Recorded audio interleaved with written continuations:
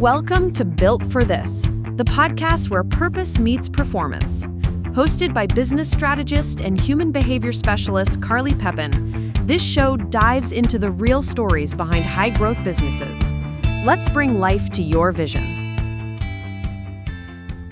Hey guys, so I'm very excited for today. We have a really cool guest with us. Her name is Chia-Lin Simmons, and she's the CEO of LogicMark, where she has led the company's transformation into a hardware, SaaS, and recurring revenue business, serving both consumer and B2B markets. She has strengthened financial stability, built a robust product pipeline, and launched advanced medical alert technologies.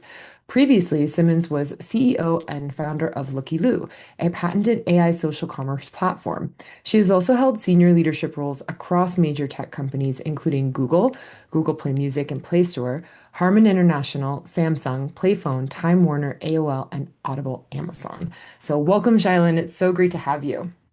It's a pleasure to be here, Carly. Thank you.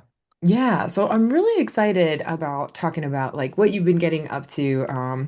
So much fun learning about it on the pre-call, and it's been quite a journey. So tell us first a little bit about LogicMark so we know the business that we're talking about. Sure. LogicMark has been around since 2005, and I'd always tell people that we're in that old-fashioned business of the I've fallen and can't get up business.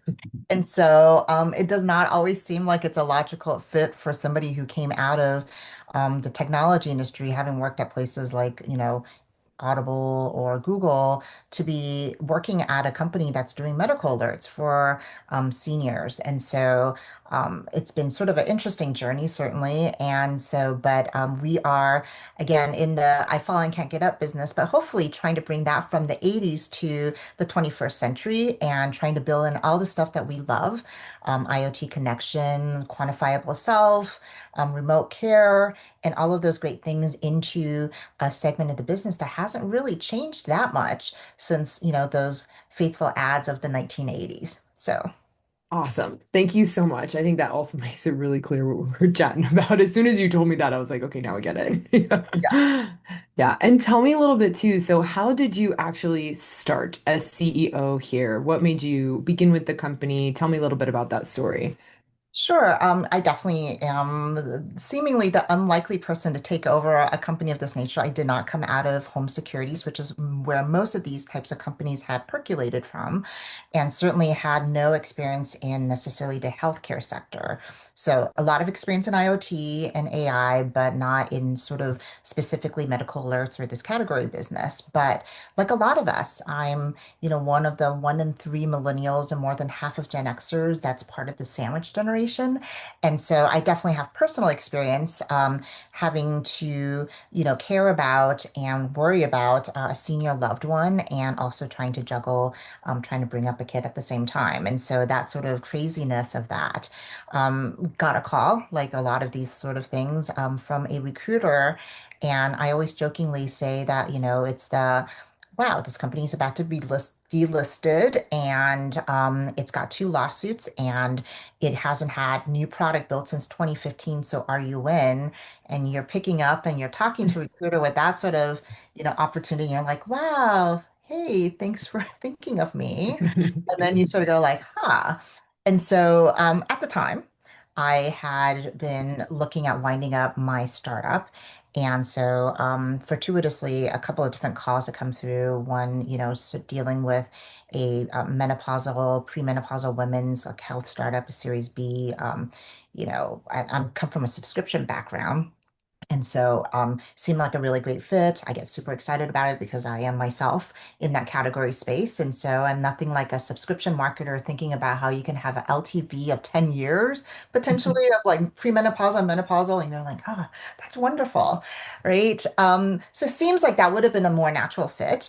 So when this call came, and I want to give, high props to the recruiter. He's an amazing, amazing recruiter. But it didn't seem like it was a natural fit. But really, what got me thinking about this is that I'm one of those people who prescribe to the idea of the three-legged stool of success in technology. So means that like you really need at least 3 legs for a good business to stand on in tech. And that's, one leg is like the right people, one leg is the right product.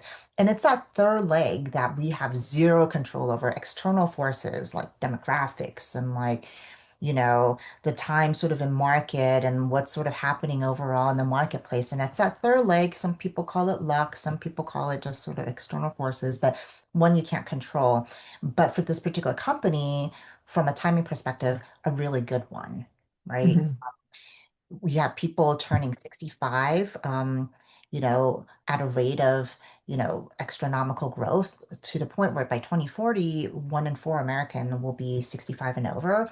And if that Mhm. category area, for people 65 and over, 1 in 4 will experience a fall, which ends up being catastrophic from a health perspective, moving forward. So um, at the same time, you have a situation where even before COVID, around 2019, there was about more than 300 people from a home care, home health perspective that were out of the marketplace. And so Mhm. post-COVID, that number was even worse. So that means that even when we can get help, professional help to help our family members age at home, there was not enough people.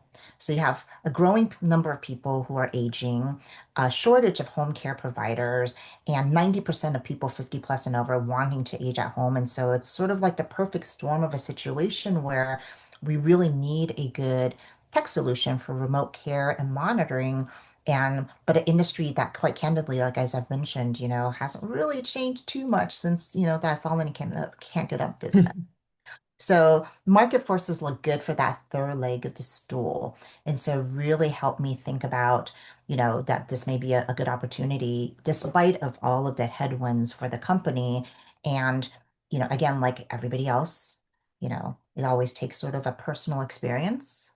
And that personal experience for myself is that my mother-in-law had one of these and sat down too quickly at a ramen restaurant in Oakland. We were having lunch and it screams out, Mrs. Becker, are you okay? And of course, that silence in a restaurant, everybody's looking at her and I felt so bad. And at the time I was working at Google and I thought, oh, somebody's got to do something about this. And so when this opportunity came, it really crystallized for me that there was great opportunity in the third leg, but also personally that there was an opportunity to fix this particular problem.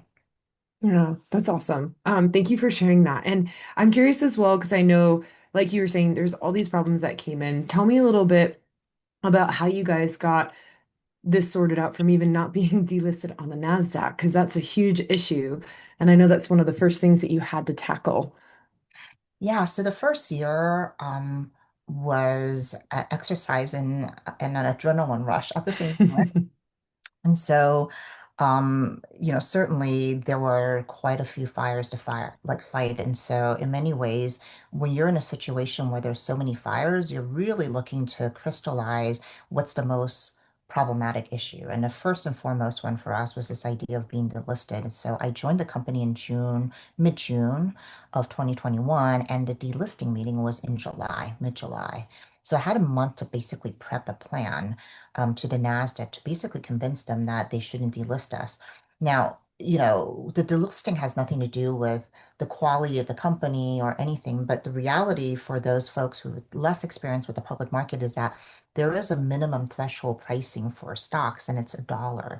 And it seems like it should be easy to do $1, but the world that we live in today, this idea of Robinhood and everybody could buy their 5 shares of a company and all of that means that there's a lot of people who are self-proclaimed experts in the money market, but actually are playing the stock market like they're gambling in Vegas. And so Mhm. lack of knowledge around the company or even the market itself is actually fairly high. And so typically these stocks, especially in the micro cap space and small cap, doesn't always reflect the fundamentals of the company. And so for us, it was one of those things where, you had to convince the stock, the Nasdaq folks to say like, look, we have a plan to fix the pricing problem, and which is the reverse stock split. And we are sorry that the previous CEO had gotten approval to do it, but didn't do it for some darn reason. You don't Sunday quarterback like whoever the person is before you. They just didn't do it. And so, you have to convince a group of people who are very skeptical about your capability to perform, given that the previous CEO had all this opportunity to do it and just, in fact, chose not to do it. Mhm. And so we really went there with a very strategic plan, the idea of where the future can look like for them. And it probably helped that to the extent that I've sort of shared, I was like, I've always been a woman who worked in a Nasdaq company. I've never fundamentally worked at any other company that was not on a Nasdaq or was shooting for the Nasdaq, right? And so there's a lot of respect for them as a governing body, despite I think, the challenges and that exist still today with the Nasdaq public market, right? So it was a lot of trying to give them a very concerted plan, step by step, a good timeline. Um, you'd be surprised in many ways, like for small cap companies and micro cap companies, how much sometimes those CEOs and those companies operate like they're early stage startups. And so, when you ask them to come up with like very strategic plans with check-ins and like all of those sort of things, they don't often produce. And so it actually having a good plan and also, most importantly, I think, our mission is one that people can really relate to. I mean, look, there was nobody on that panel that didn't have an aging parent. And so when we talk about wanting to transform the industry and help people, it really, I think, helped resonate for people. Not that they gave us a break. It was just like, I mean, I believe one guy had this weird body posture that was like this, and he said, I don't think you're going to be able to do it. And we were like, look, we promise to check in with you every month, every step of the way, and we did, right? Here's where we are. Here's, us going out to the shareholders, and we're going to get the votes to basically get that reverse stock split happen. And so we checked in with them every step of the way and got that accomplished. But, of course, you go in and, there's always more than one fire. And then the next one was uh, now that we're not delisted, we also didn't have the money that we thought we had because the previous CEO said that there was money in a bank, but in fact, we actually owed our vendors money. And so there was the going out and for the first time and doing it within the first 4 months, raising um, money both in the private sector as well as, most importantly, as a public company, raising a secondary offering in the public market, Mhm. which, I have never done. So. There's many things that I'm guessing you are doing and have done at this company that you didn't do before. Tell me a little bit about the dynamic of raising enough capital, both publicly and privately, just to be able to move forward. What were those steps for you? Yeah, so I come from a venture-backed startup environment, and so ironically, it's fairly clear. You go to VCs, you go to angels, and typically those folks are very sophisticated investors, and so you don't, and if you are fortunate enough to tell the right story and have the right plan, you can take however much amount of money that you can take. And so in our case, one of the new things I had never learned and had just had to learn as part of this was that there's something called a shelf when you're a public market, which means that they don't let you raise as much as you can because, you got a great sort of idea and good story and like you have a good fundamental and people want to throw money at you and you could take all the money, right? Hmm. That doesn't happen that way, actually. In the public market, you can only raise X amount of the valuation of your company. And in our case, we feel like what we were trying to build is a quite important sort of advancement into the industry. We felt like we were building the right team to do it. And so it was great. We went on a roadshow. This is still sort of mid like 2021. Let's just say September. And so we were still kind of recovering from COVID. So we did a virtual roadshow. So typically, if you go out and like, do a public market raising, you do what's the roadshow and you go and meet with all these funds and you do it in person. But we did a virtual version. And we were able to get a $64 million worth of interest. And in a typical awesome world that we would have lived in and venture capital, I would have been screaming for joy, 64 million, yay for me. And now we have enough money to build everything in the world and like go out and like go and acquire all those customers that we want. No. Not how it works in a public market. You get $64 million of the interest. And even if you sort of account for FOMO, which is I'm going to ask for 30 million, but I know they're going to cut me down. So let's just call it half, right? Even accounting for FOMO, that's about 30 million. And then to know that actually you only have a public shelf for $12.5 million, when you have $64 million worth of interest, is that you then have to go and basically say, like, you know how you asked for like 20 million, I'm just going to give you like 500,000. That's like a huge cut down. And so it kind of was painful. And that was one of those moments where I felt like I was like going to curl in a little fetal like curl and go like, that's 64 million that I can't have, like that people wanted to give me, but I could only take 12.5 million out of 64, right? Like it's a weird, shocking experience, just not very much a VC fundraising experience, to be candid. And so that was my first sort of taste of how different it really is to run a public company versus a private company.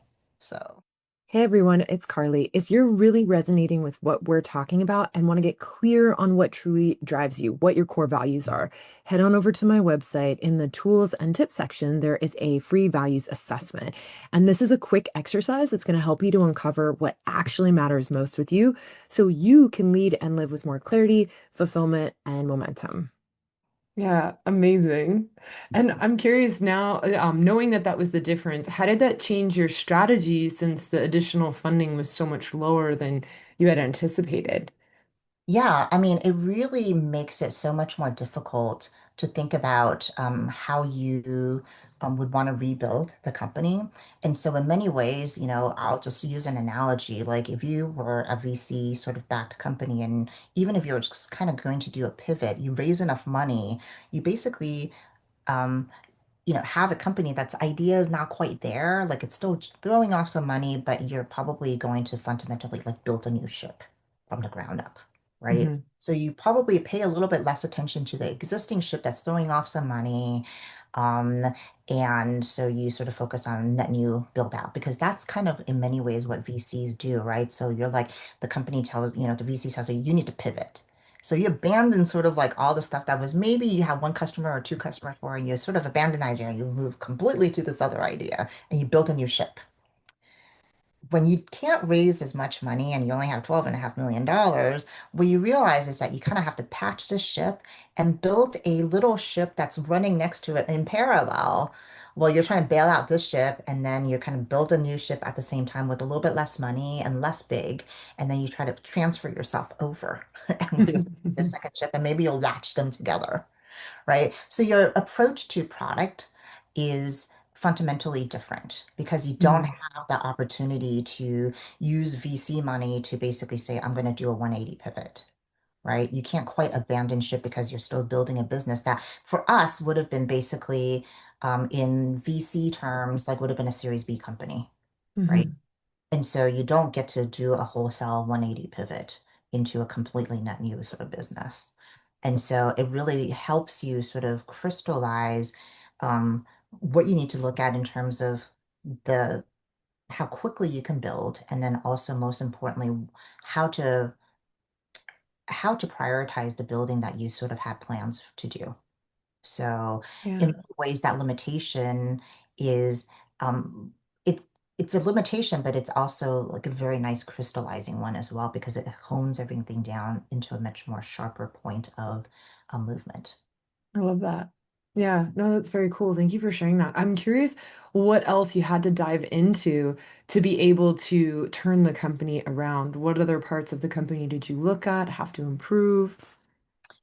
Yeah, so this was sort of the middle of COVID. The core of our business and still ex is a big core of our business is government. And so it puts a lot of restrictions on you. So during the time, we were still experiencing overall across every industry a supply chain problem. And so, to tell you how sharply that supply chain problem was, I basically inherited a company that had been making a product that had a component part that was worth 70 cents in the market for a component. That component became $7 Oh, because wow. That's scarcity, huge. that ability to sort of do that. So how do you manage margin pricing? How do you look at diversifying your supply chain at a time when, for example, if a COVID outbreak sort of hits an entire, city was shut down in China, right? Hmm. And at the time, we actually had a very strong sort of focus on B2B, and we sort of split that, right? So we actually were making some things in TA compliant countries, but for our B2B business, we were building in China. And so it was shut down and the supply chain was sort of dealing with that. And so one of the major things you look at is like this is the patching the ship portion, which is how do you look at the same time making sure you could source as cheap as possible your, components, but also stabilizing and diversifying your supply chain. Easy to do when you're Apple, you're Microsoft, you have the power, right? The demand power to do that.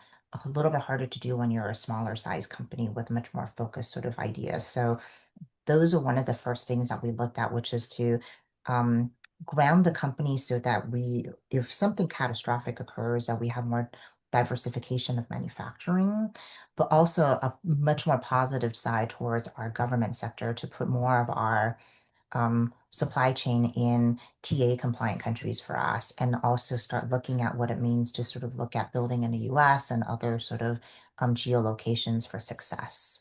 So we fixed those issues, looked at how to, lower costs in a supply chain, a catastrophe to, continue to build a good margin for the core business because unlike a private company, you're now constantly having to report, and so the street does not care if you have supply chain problems. They still want to see you increase margins and do all of those things and keep those margins stable. And at the time, for a hardware company, we had a very, very good one at like sort of 55, 60% margin, which for a hardware company is actually fantastic.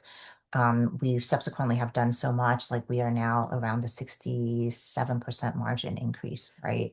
But there was a lot of things to fix around that. And then corporate structures, when you're structured as a public company, where is it more advantageous for a tax as well as, you know, business law perspective. And so we actually reincorporated into Nevada, which is a lot more corporate friendly. And we were one of the first. Now people talk about it all the time about reincorporating in other places outside of Delaware. But we're one of the first to actually move from Delaware to Nevada for corporate and tax purposes as well. And so really doing, in essence, like we were completely rebuilding the company from the. Hmm. And I'm curious as well, because even as you're rebuilding the company from the ground up, what did that look like with your employees, with your staff? Because I imagine that for some of them, that might have been a little jarring. You might have lost some people. Some of them kind of stay on board and are pretty gung-ho. Yeah, I have never been one of those people who was a believer of like, I come and I sort of let go everybody that was in the previous regime. I think that's just foolish. But I do also, I'm a firm believer that you have to bring on the people where the company is going towards, not just retain people, of where the company was. And so we didn't really have, from an executive perspective, by the time I arrived, I mean, there wasn't that many executives for the company because they were trying to starve themselves towards break even, and Yeah. that was not successful. But the previous CEO was a CFO stepping in, and so when that's a sort of a CFO like approach towards CEOing, and so from that respect, they really let go of some portions of the company. So it helped with looking at what it means to build a new company. But from top to bottom, right, we were really looking to bring on people that was going to be helpful to take the company to where our vision of where it needs to be. And that included board. Like we brought in new board members that were consumer focused and had experience not just in B2G, which we had, but also B2B. People with a lot more experience from a technology point of view because we're really pivoting towards doing a heck of a lot more development than the company had for the last decade or more. So we really needed to bring that sort of com company complement on the board side and then to bring on the executive staff. But we're really proud to say that we're a tiny public company. Like we're really a startup with the ticker symbol. So, um, we're 33 people and we still have employee number two in that company. Hmm. So it's very rare when you're kind of like a startup feeling, though we've been around since 2005, we still have employee number two, and we celebrated, I think somebody's like 15-year anniversary, and we have people who have 10-year anniversaries and 7-year anniversaries, and they've been here longer than I have. And I think that it really is one of the things that we really focus on, which is that you retain good talent, um, but you want to make sure everybody's on board and you're crystal clear on where the company is going towards. And I think people have to sign up for where it's going and not, and if they're not, they're holding on to the past, then maybe they're just not a good fit for the company as well. Amazing. Would you say that you guys had to do a lot of work on the culture? And I'm curious how much time it took to be able to turn that part around. Yeah, I absolutely think so. We really had to like do it from day one. And so let me give you an example. I mean, this company had been until 2013 privately held. So it actually changed hands like twice. It sold from one private entity to another private entity, and then they went public. And they did not have a what I call tech company widespread ownership ethos. And so that meant that people who are senior executives at the company profited heavily from when the companies changed hands, when they sold, and then also when it went public. And that's because they were the only ones who held stock and options in the company. Mhm. Fundamentally, I was not good with that at all, right? I'm a believer, and just call me, a child from Silicon Valley. But I am a believer that anybody from like receptionist down to your like top engineer, everybody owns a piece of the company. Everybody has a stake in the success of the company. That's how you win. And so it was the first time that, people like again, our employee number two, all the way up to our, new CFO, that everybody got equity. So immediately we talked about shared ownership, and immediately one of the things that I told the board that I would not do was that I would not join the company unless they were willing to basically give equity to every employee Mhm. down the line. And so that if they were unwilling to do so, that I wanted them to allow me to give my piece of the equity, a portion of my equity to my employees. And I think that fundamentally shifts the culture of the company to one that is focused on shared responsibility and ownership. That if people were not sold in on the company before and you were there just for a check, it completely shifts your mindset about, you know, where your place is within the organization and the ownership. And I think that was a major fundamental change. And candidly, there were a lot of people at our company that were not coming from Silicon Valley and tech companies. And so we actually had spent a lot of time explaining, like, no, no, no, no, no, we're giving this to you. Like you don't have to do anything. It's just you now own a part of the company. And it was like, I mean, we fielded tons of calls. People were like afraid to sign the document because if you were talking about Silicon Valley, people who were well versed in this, like they were all over it, right? But these were not folks who had any experience with that. And so that was a fundamental shift in culture for us. Two is that, really upsizing for a really small company, what benefits look like. For Mhm. the size of our company, we do 401k matching because we believe, and it's automatic unless you opt out, because we really, again, fundamentally believe that we are trying to build a culture where we care for each other. And so that means that getting the right sort of compensation in place for them so that they feel like they're part of the upside, doing a good job with like negotiating. Thank you to our HR and our CFO for doing a good job negotiating really great benefits packages. And then lastly, like putting in a culture where we can acknowledge each other's wins. And so I brought in a program where, not the executives, but people within the company can actually gift each other. Gift certificates, like, it's not a lot, like $25 gift certificates to Amazon, like every quarter. And just a thank you. It could be somebody who gave you encouragement when you were feeling down or like went out of their way to do something, on behalf of for you so that you could do your job better. And so all paid for by the company. You just have to sort of sign out a form and say, like, I want to give, Joe at customer support a gift certificate because he went out of it. Like I saw him go out of his way to make sure that, he stayed on the phone with the customer for like an hour to make sure that they were able to sort of feel comfortable with the technology. And I thought that was fantastic. Or, somebody from product like stayed with me until like I got everything perfect. And so it's a way for people to thank each other because we're trying to build an environment where we know that we're relying on each other for success, and also that it doesn't even have to be work. It could just be like that person is, going through a tough time, like, Mhm. their parent had just passed, and we're very fast about making sure that, the company responds to that, but also, I wanted to just give them a pick me up, right? And so because we spend a heck of a lot of time virtually with each other. And so we want to build an environment where people feel like, they can acknowledge each other. Mhm. That's really cool. Thank you for sharing that. I love those details. I'm curious as well. So we talked a little bit about the time frame and what you guys did to turn around the culture. We talked a little bit about what you've done to turn around the financial component. How long did it take you to actually turn the finances around?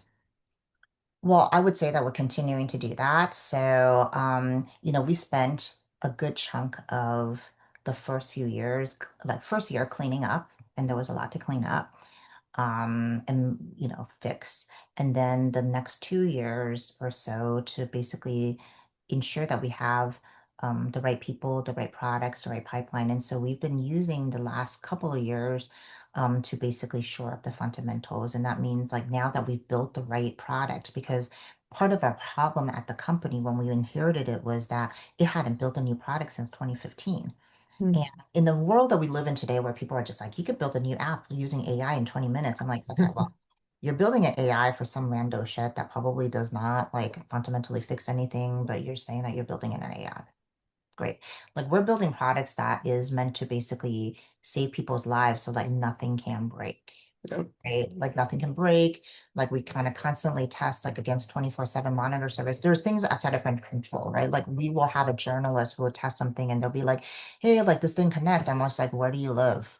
Like because if you don't get good wireless connectivity, like from a cellular company, like from AT&T specifically, which is a chip we use, then that's not something I can control, right? Mhm. But everything else, like we have to be pristine. Our people have to pick up right away. They need to know that if they can't get your because you walked 6 feet, and everybody's had this experience, right? You have AT&T and it works great in your house, but if you walk like 10 steps over, suddenly your AT&T doesn't work, right? Mhm.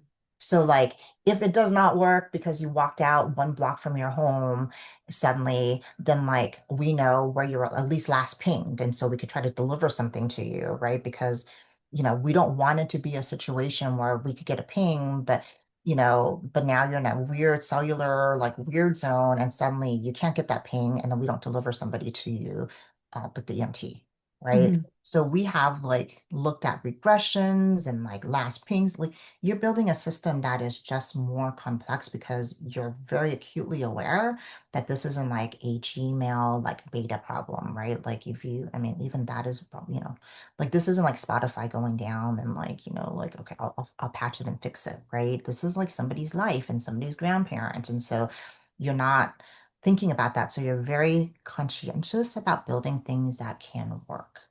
And so we spend time building an infrastructure that has redundancies and all of those things. And we like go and check out, make sure that we have the best 24/7 monitor service that in case there is a tornado, what's their two backup generators? And then do they have a third one that sits in their car that then can drive the entire sort of system to another state?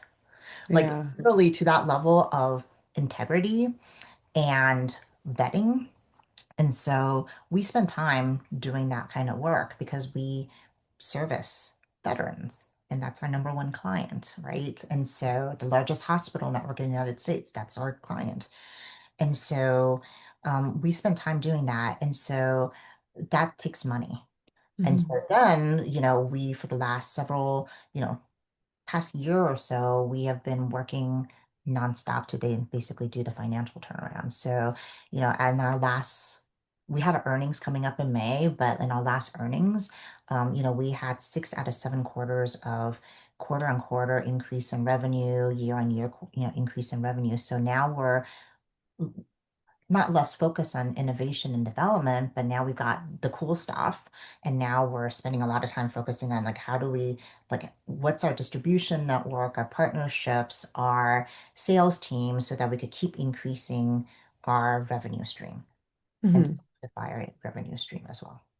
That's And so awesome. So that's been like a year, like and a half, 2 years where we're trying to really not abandon innovation, but certainly, you know, still doing R&D work, but we're not building from the floor anymore. Now we're building really Yeah. cool extra features and things like that. And maybe, we've announced a new beta product for connected home non-wearable and a new, watch product coming up. So we're not stopping innovation, but we didn't have to build an entire cloud-based infrastructure, apps, and everything else from the ground up anymore.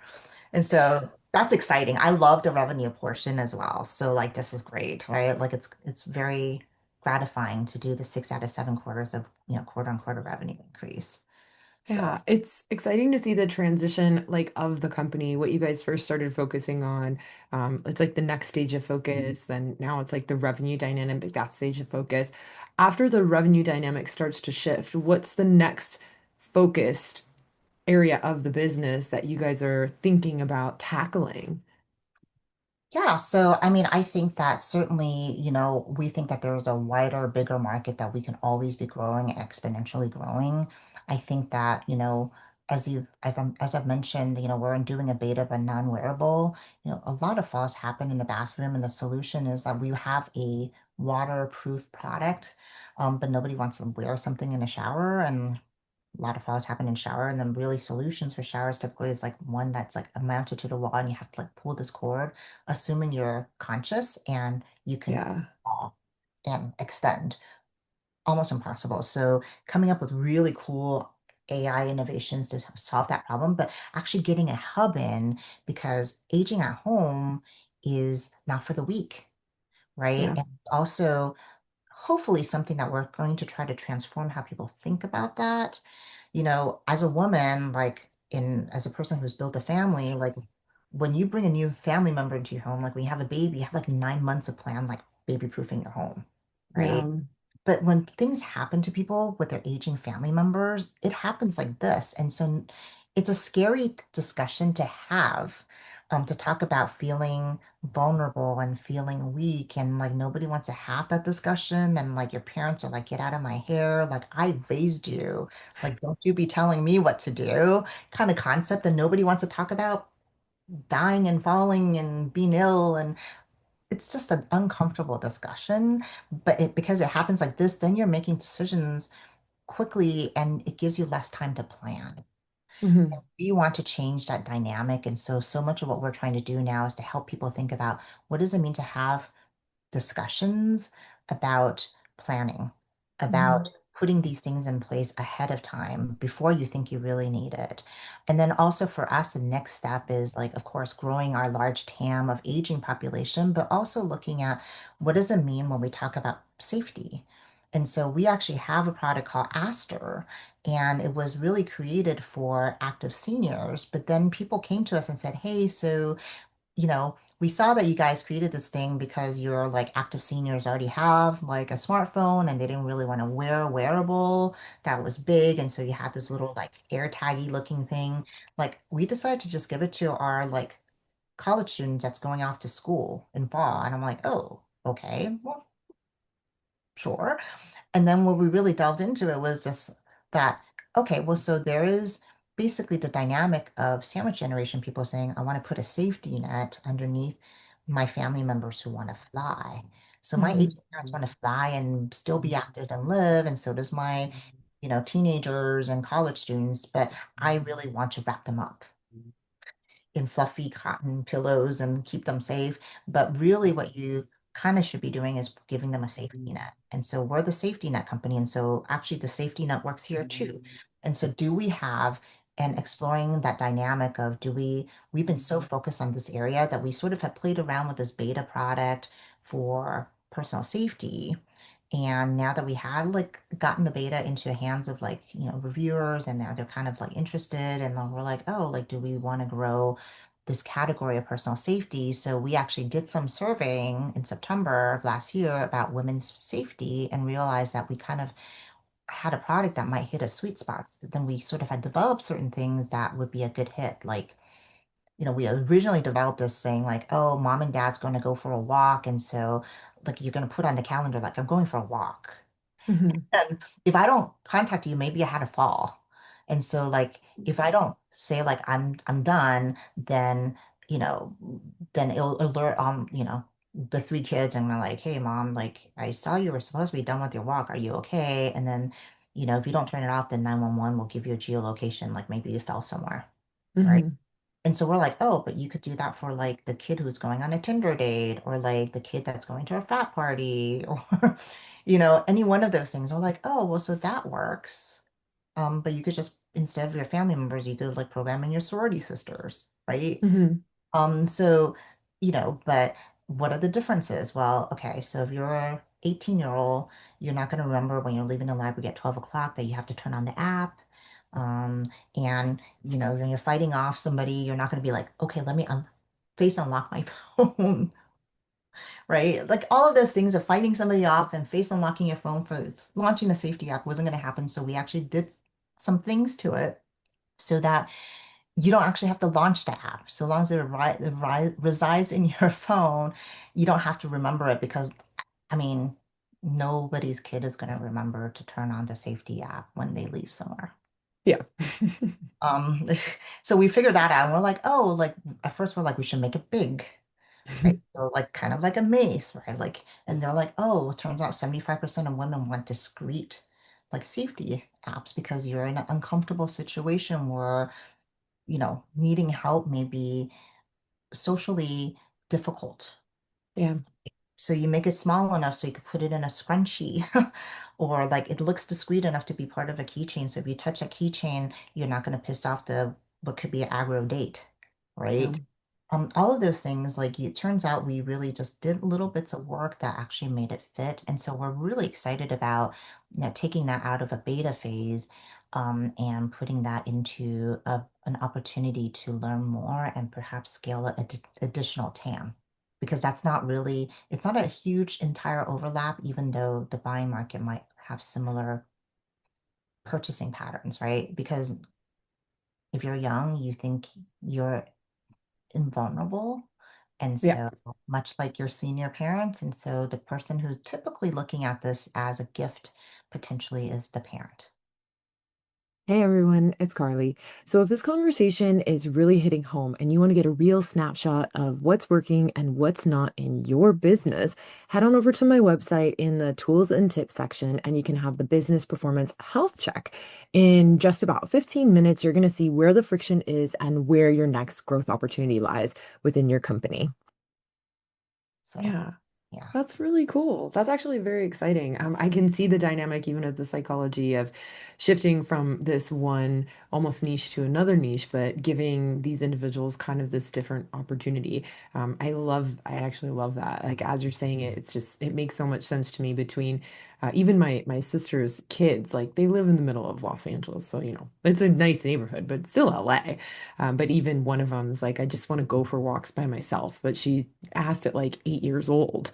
you know it's like we can't just let you do that, but if there's other safety precautions in place, like it's kind of helpful, because I remember back in my day I got to go for walks by myself. I got to go cruise down the street. Yeah, it wasn't a big deal. Exactly. And like it's interesting too, because we're also in a world where like, I mean, even for our Freedom Alert Max product, which was created for a sort of like a two-in-one for seniors, right? Like they can have a cell phone that's small enough so that because when you get older, that grip becomes more challenging. And these Yeah. phones don't get smaller. So something you can wear around your neck that's small enough, but it's like a fall detection and has like ability to see like video. So if you were like had a silver alert wandering Alzheimer's patient, like you could actually like an alert has been created and you as a caretaker could pop in and like look around like, hey, like she's definitely cruising here or like definitely a fallen because the camera's covered. Like all that kind of stuff. Turns out people are like, oh, well, yeah, like I kind of got one of those that you had. I bought it off your website and I use it for my 8-year-old. I'm like, Yeah. oh yeah, because I guess like because if it gets triggered, then there is an adult and like I'm lost, I don't know where I am. It's like, okay, well, Timmy, like this is a 24/7 monitor service. I see that you're at this location. Like, let me get your mom right now, or like I'm gonna get some, a policeman off to you right now, like or something, right? So ironically, also that product got positioned for a child's market.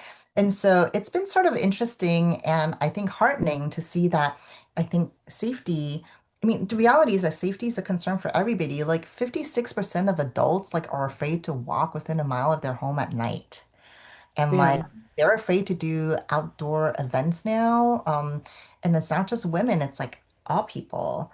And I was like a Pew study that I can get you that information, but I was kind of shocked that I Yeah. realized that we were all moving around the world with so much fear. And it's kind of a sad situation. And if it just even alleviates your concern for like 10 minutes, it will feel like we've actually done a good job somehow.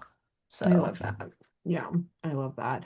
I also have a question for you too, just on your own personal philosophy. Something that you said just when we were chatting on the pre-call, I loved, where you said never be your first no.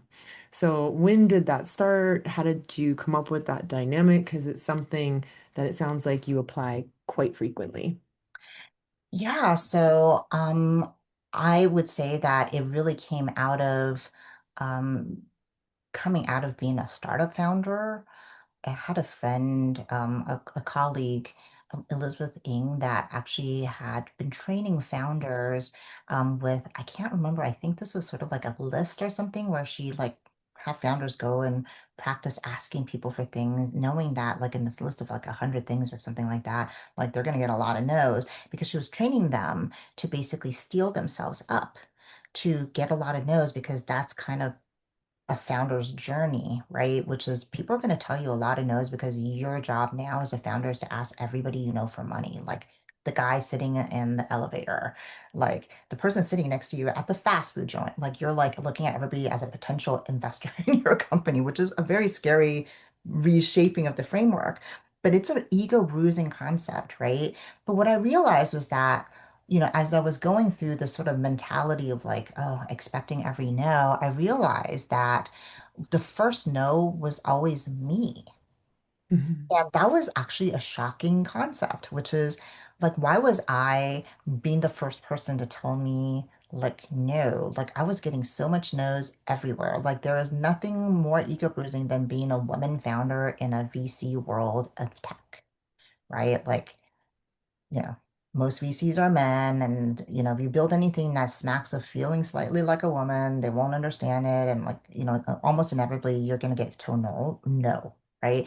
And every founder experiences no, men or women, right? So you're already gonna get all of that, but it's disheartening when you're the first one. And I realized I was stopping myself from doing things like asking somebody to do something because I'm the first one who's telling myself like, oh no, you've got a startup and he's never going to want to talk to you. Like he doesn't invest in that kind of stuff. So I'm already disqualifying myself. And I realized that as I started talking to more women and I was doing mentoring work for college students. And so I was listening to how we were all talking as a group. And I realized we were all telling ourselves like no. And so perfect example, young woman I was mentoring from Cornell, and she was saying things like, oh well, I think I want to do a startup in the future, but like I don't think I will because I don't really have the experience for it. And I turned around and I stopped her and I said no, no, because Mm. your counterpart who may be a man is sitting there thinking that sure, he doesn't have any experience at all, and sure, he's never done this at all, but he's definitely going to be successful. Because for some reason, he was trained to not think that way, that he thinks the world is his oyster. And I think that's amazing. And I think it's actually not our job to stop people from thinking that way, but it is our job to try to train everybody to think that way, Mhm. right? To think that, you shouldn't be the one to tell yourself no. You should give yourself the infinite possibilities of the yes, right? But if you don't ever tell yourself yes and you don't go out there, then you're definitely not going to get it. And so now I start telling that to every woman I know and every person I know, including, young people looking for jobs, right? Like I mentor now like men and women, um, as part of sort of a mentoring kindness project for myself, but like just like the first thing I always tell them is that you're going to tell yourself no. And you're going to tell yourself that this job, like, I'm not qualified for because there's like, it has 10 requirements. And so I only fill out four.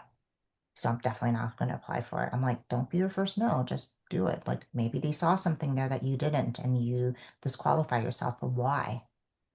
And so I think that's a message that we should send out in the world to have that level of, you know, ex to expect that for ourselves Hmm. Yeah. and not doubt yourself. Yeah, I really love that. I hadn't heard that before, surprisingly, but just, yeah, it's never been positioned that way. But it's like, yeah, never be your first no. Of course. Why are we not saying that to ourselves all the But time? because really, because often we are, right? Yeah. We are. We're always our first no. Mhm. And it's disheartening. And so we should not be our first no. We should always be our first yes. Our first yes to do, like, should I go and have this coffee? Heck yeah. Should I go out and ask this guy for money? Why not? Like, Yeah. maybe he wants to give me money. I don't know. Right? So, but let him tell you no because the world is primed to tell you no. So you shouldn't be the first one in line. Yeah. I love that. Thank you for sharing that.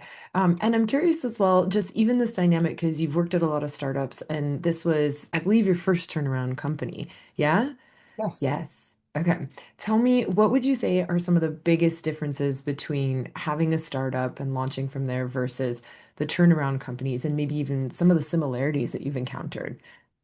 Yeah, so I think probably it's easier to talk about the similarities versus the dissimilarities in many ways. I had a mentor tell me that, the best place for a young person to sort of get fast traction and learn is to either go to a fast growth startup or go to a turnaround because in both cases, like everything is moving so fast and potentially crazy that like good ideas are not ignored, even if they're slightly crazy and it's coming from a young person. So I've always taken that to heart that there's probably similarities in terms of that dynamic of the organization at that time and place that allows you to be moving faster and be more thoughtful. And so, from that respect, I think there's that similarity. I think that it's probably really surprising to a lot of people, but that sort of founder reflex model is actually really quite good for a turnaround as well, because in many ways, you're looking for ways to scramble and change things dynamically very quickly and with the least amount of cost infrastructure because either you're patching a ailing company or you just don't have money because you're a startup. And so from both respects, you're actually working with a much more with a lot more constraint than you would at a company that might be late stage growth company. And so, in that respect, I think they're both very similar. And so, that kind of flex of muscle is very similar in terms of that mindset. I think that the similarities are is that, you know, for a turnaround, like oftentimes, and even for us, like you don't get to abandon your existing sort of services and product, right? Mhm. Whereas startups, like you have much more leeway, especially early stage startup, to basically say, yeah, like we are definitely not a successful B2C company. And so, but we built this little tool, Twitter, right? Or building Odeo, and Twitter was the tool that they build like for each other, it's like to do stuff with. And so like I remember actually being at Audible and they were building Audio, we were working with them and they were like, we have this little thing called Twitter. Like, I'm like, oh, like who wants to do this, right? And so they kind of completely abandoned Audio and went towards Twitter. So they kind of abandoned, and that's a very startup mentality. Like this thing isn't working. It's a boom, like fast fail, fast move Mhm. a turnaround, you don't really have, I think, that opportunity. I mean, one of the, executives that I admire, and I'm for some reason blanking on her name right now, which I feel bad about, but she did the turnaround for Ulta and she's at Foot Locker doing the turnaround. Like she had an existing business that was, you know, ailing, but she was there to build a multi-channel sort of just, opportunity for Ulta and she's done a great job. It doesn't mean that she suddenly like is going to shutter everything. Right? Mhm. And so you have less, again, in a turnaround, you just have more constraints. And some people may see constraints as, I think, very, very limiting and problematic. And for me, like, I think, I personally love that challenge. I think it's really, it helps again, when you have that constraint to a certain degree, it helps you crystallize, like, in make better, faster decisions about the paths you might need to take because there are just existing constraints that you may not have at all as a startup. Mhm. Like existing customers, clients, distribution partnerships, all of those things, like you're hemmed in to a certain degree, but not always a negative. Yeah, that's amazing. Yeah, thank you for sharing that. And I'm curious as well, is it Keisha Steelman? Is that the I believe so. Okay, cool. I totally want to research her now too. I think she's an amazing executive that I might be fangirling over a little bit. So That's when people fangirl over people, I was like, now I want to check them out because what did you get up to? So yeah, no, thank you for sharing the differences. Thank you for sharing the story. It was really interesting.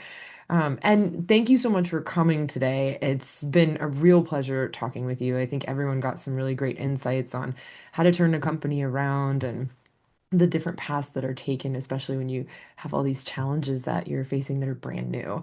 So if someone wanted to connect with you, where could they find you? definitely can find me on LinkedIn. So it would be LinkedIn and the slash in slash C Simmons at Simmons.